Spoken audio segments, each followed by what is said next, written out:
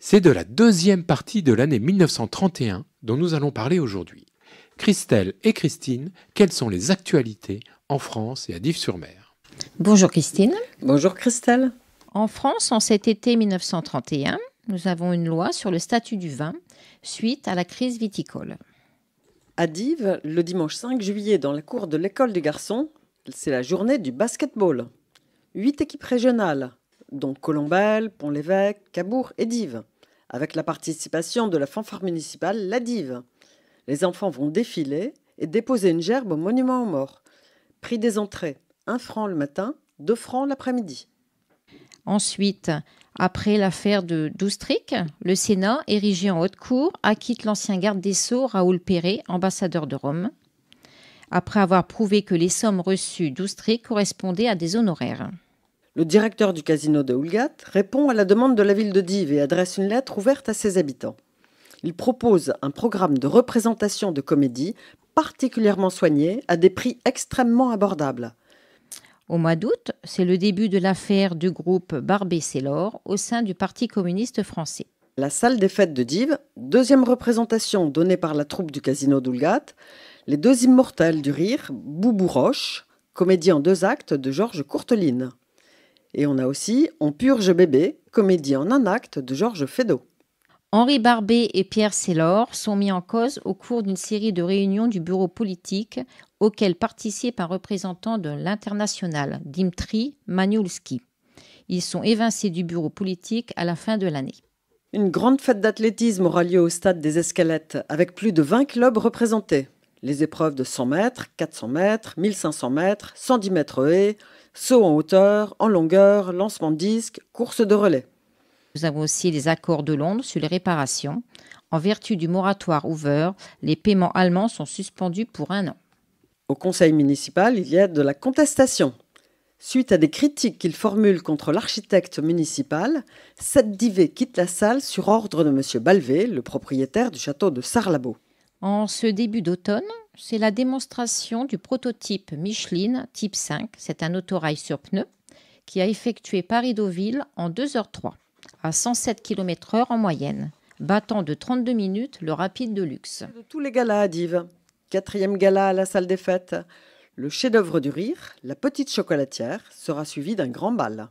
Nous avons la publicité pour la revue Paris qui brille au Casino de Paris par Louis Gaudin d'Izig. Miss Tinguette fait son entrée au Casino de Paris dans la revue Paris qui brille avec Jean Sablon.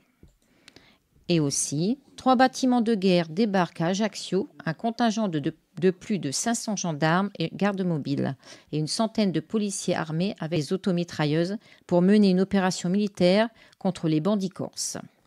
À Dives, on réclame contre le syndicat du canal. On a envoyé un homme couper les roseaux et maintenant on les laisse pourrir le long du canal. On signale à monsieur le préfet cette façon de se moquer de l'hygiène et de la santé des habitants de Dives. Pendant l'été, grande fête nautique avec la SRD, la Société des régates de la Dive.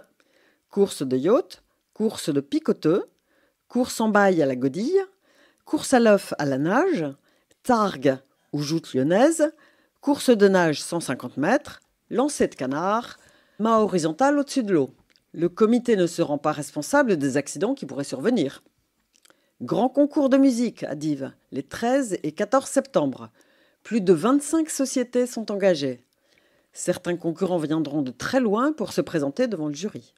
En cette fin d'année, c'est l'ouverture du premier prix unique rue de Caumartin à Paris. Nous avons aussi le congrès constitutif du Parti national breton à Landerneau. Et pour finir l'année, le manque de développement économique local oblige l'État à prendre des mesures en ce sens. Une loi est votée, instaurant une caisse de crédit aux départements et aux communes pour le perfectionnement de l'outillage national, départemental et communal. Cet organisme est habilité par l'État à accorder des prêts au taux avantageux aux entreprises souhaitant développer leur activité dans les collectivités locales. Cette caisse préfigure la création de l'actuel Crédit local de France. Nous avons des naissances. Le 31 août, ce sera Jean-Claude Roland, acteur français, mort en 67 à 35 ans. Le 13 octobre, Raymond Coppa, footballeur français, qui est mort la veille de ses 85 ans.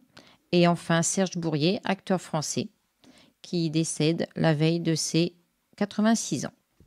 À Dives, la cantine scolaire ouvrira le lundi 16 novembre. Attention, seuls seront admis les enfants des familles indigentes ou inscrites à l'assistance médicale gratuite. Le directeur de l'école des garçons, M. Pontet, informe que des cours gratuits et publics seront ouverts pendant la saison d'hiver à l'école des garçons. Les jeunes gens pourront compléter leurs connaissances qu'ils ont reçues à l'école primaire. Un colossal spectacle. Le célèbre fakir hindou, Inaleb, donnera l'illusion d'un incendie, d'une inondation. Il fera neiger, pleuvoir dans la salle. Il décapitera un spectateur dans la salle, fera disparaître immédiatement toutes les spectatrices. Ensuite, il fera passer l'armée de Napoléon et la cour royale de Louis XVI parmi l'assistance.